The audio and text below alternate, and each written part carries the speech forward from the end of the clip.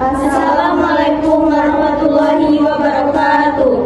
Kami dari kelompok 5 yang akan mempresentasikan materi tentang termofisika yang beranggotakan Saya Rasa Sabila. saya Dinka, Saya Indah Pesari. saya Alia Herenisa, saya Warna Hakim.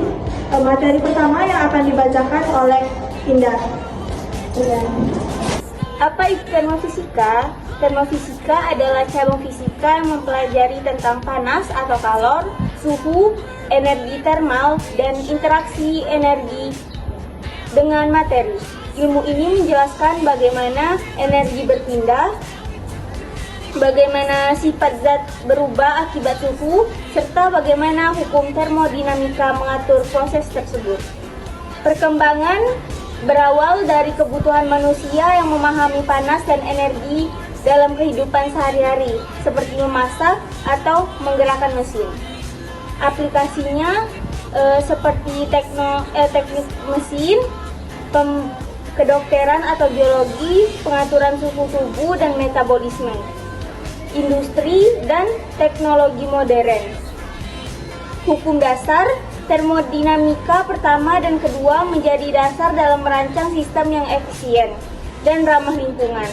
Tujuannya mengoptimalkan pengurangan energi, menciptakan inovasi, dan mendukung berkelanjutan lingkungan. Secara sederhana, termofisika menjelaskan bagaimana panas dihasilkan, bagaimana panas berpindah, dan bagaimana perubahan suhu mempengaruhi zat padat atau cair dan gas.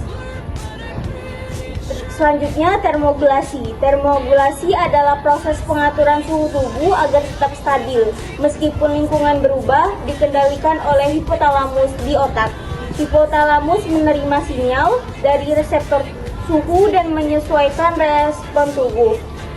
Mekanisme termogulasi: saat panas, tubuh berkeringat dan pembuluh darah melebar. Saat dingin, tubuh menggigil dan pembuluh darah menyempit. Pentingnya termogulasi: mencegah hipertermia. Yang kedua, mencegah hipotermia. Suhu terlalu tinggi dapat merusak organ, sedangkan suhu terlalu rendah dapat memperlambat metabolisme dan menyebabkan gangguan vital. Dalam keperawatan dan kedokteran, pemahaman termogulasi penting untuk mengenali tanda-tanda gangguan suhu tubuh, memberikan perawatan yang sesuai agar tubuh pasien tetap normal. Selanjutnya ada suhu. Suhu merupakan ukuran tingkat panas atau dingin suatu benda yang berkaitan dengan energi kinetik rata-rata partikel penyusunnya. Suhu berbeda dari panas karena panas adalah energi yang berpindah akibat perbedaan suhu antar dua benda. Suhu berperan penting dalam berbagai proses alam dan kimia, seperti perubahan wujud zat dan kecepatan reaksi kimia. Untuk 3 skala utama, yaitu Celsius, Fahrenheit, dan Kelvin. Perubahan suhu menyebabkan pemuaian atau penyusutan bahan dalam termometer, sehingga memungkinkan pengukuran suhu secara akurat. Kalor. Definisi kalor yaitu sebagai energi panas yang dimiliki oleh suatu zat. Secara umum, untuk mendeteksi adanya kalor yang dimiliki oleh suatu benda yaitu dengan mengukur suhu benda tersebut. Jika suhunya tinggi, maka kalor yang dikandung oleh benda sangat besar. Begitu juga sebaliknya. Jika suhunya rendah, maka kalor yang dikandung sedikit.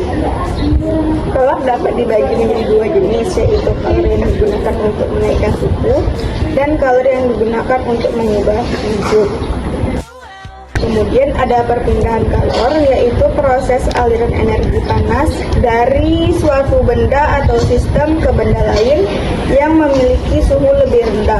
Kalor akan selalu berpindah dari daerah bersuhu tinggi ke daerah yang rendah hingga mencapai keseimbangan terminal. Proses ini terjadi melalui tiga mekanisme utama, yaitu konduksi, konveksi, dan radiasi. Dalam keperawatan, pemahaman tentang kalor sangat penting, terutama dalam pengaturan suhu tubuh pasien, seperti penggunaan kompres hangat atau dingin, selimut termal, dan pengaturan suhu ruangan yang bertujuan untuk mendukung termoregulasi pasien, terutama bayi baru lahir. Selanjutnya yaitu termoregulasi, yaitu proses fisiologis tubuh manusia dalam menjaga keseimbangan antara produksi panas dan kehilangan panas agar suhu tetap konstan. Untuk mempertahankan suhu ideal sekitar 36,5 sampai 37,5 derajat Celcius. Dalam keperawatan, termoregulasi sangat penting pada neonatus karena mereka belum memiliki sistem pengaturan suhu tubuh yang sempurna. Gangguan termoregulasi dapat menyebabkan kondisi seperti hipotermia, yaitu suhu tubuh di bawah 36,5 derajat, atau hipotermia, suhu tubuh di atas 37,5 derajat Celcius yang beresiko terhadap kesehatan badan.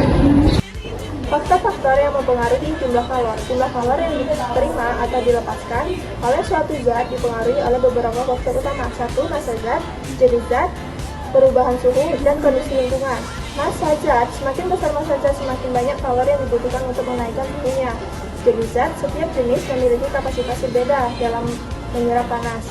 Perubahan suhu, semakin besar perubahan suhu yang diinginkan, semakin besar jumlah kalor yang dibutuhkan.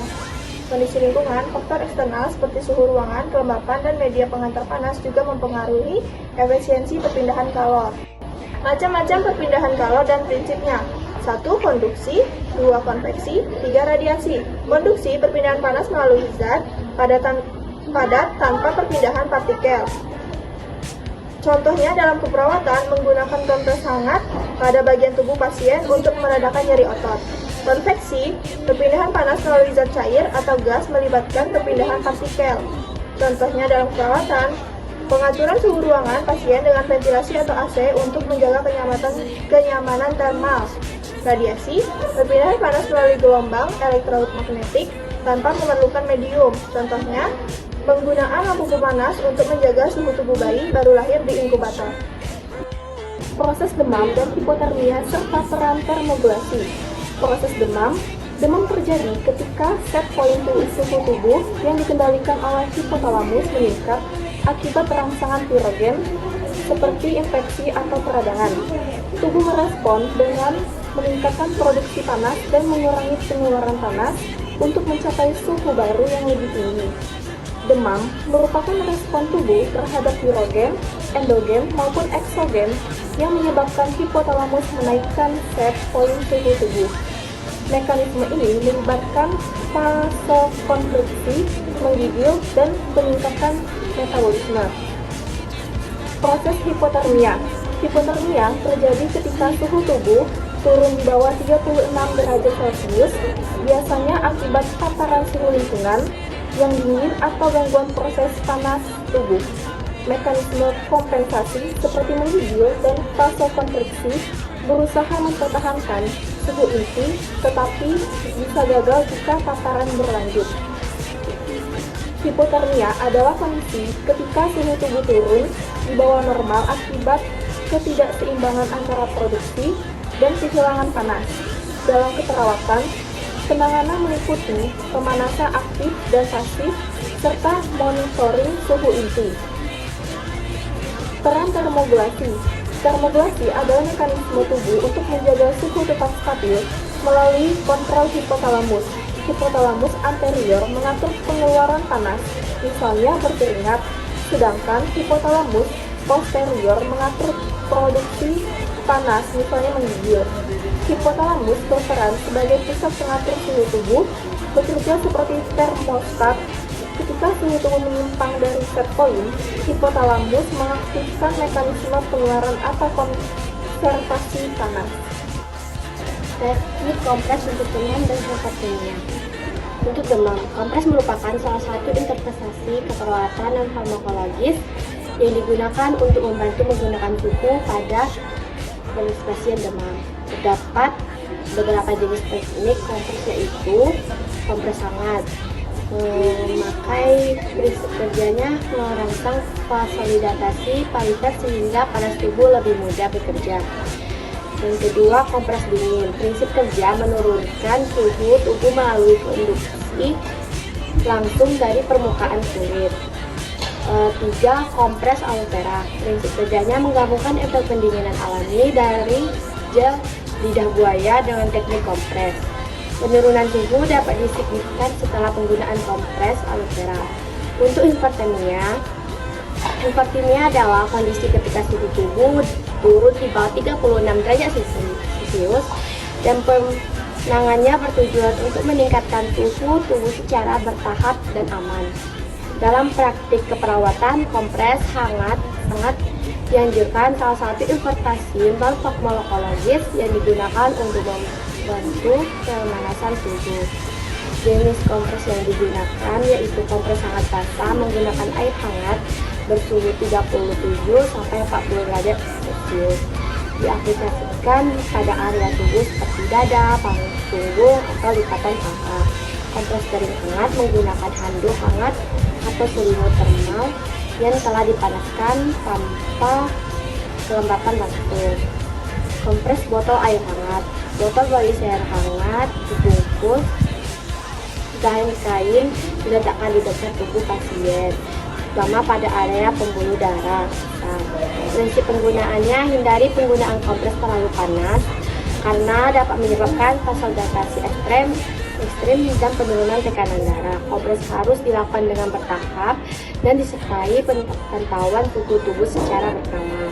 Fokus dan pemanasan ini tubuh terlebih dahulu sebelum eksterminasi.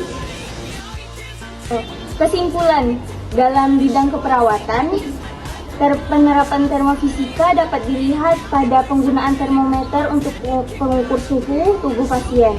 Penemu awal termometer adalah Galileo Galilei pada tahun 1595. Jenis-jenis termometer yang umum digunakan antara lain termometer laboratorium, klinis, ruangan, dan termometer digital. Selain itu, biolistrik juga menjadi bagian penting dalam penerapan fisika di dunia kesehatan. Biolistrik adalah fenomena listrik yang terjadi di dalam sel, di mana terdapat perbedaan muatan antara permukaan luar dan dalam membran sel. Dendrit berfungsi untuk mentransmisikan sinyal listrik dari reseptor ke neuron. Dalam keperawatan, penerapan konsep biolistrik dapat digunakan pada berbagai alat medis, seperti EKG atau elektrokardiogram untuk merekam aktivitas jantung, defibrator untuk memulihkan irama jantung, shortwave diathermy atau SWD, dan microwave diathermy untuk terapi panas, EEG atau elektroencephalografi untuk merekam aktivitas listrik otak, dan elektroseuter dan ESU untuk tindakan bedah, serta kardiotografi atau CTG untuk memantau detak jantung janin. Secara keseluruhan, penerapan fisika dalam keperawatan, khususnya pada termofisika dan biolistrik, sangat penting untuk membantu diagnosa, pemantauan, serta perawat dalam dukungan teknologi medis yang berbasis prinsip-prinsip fisika.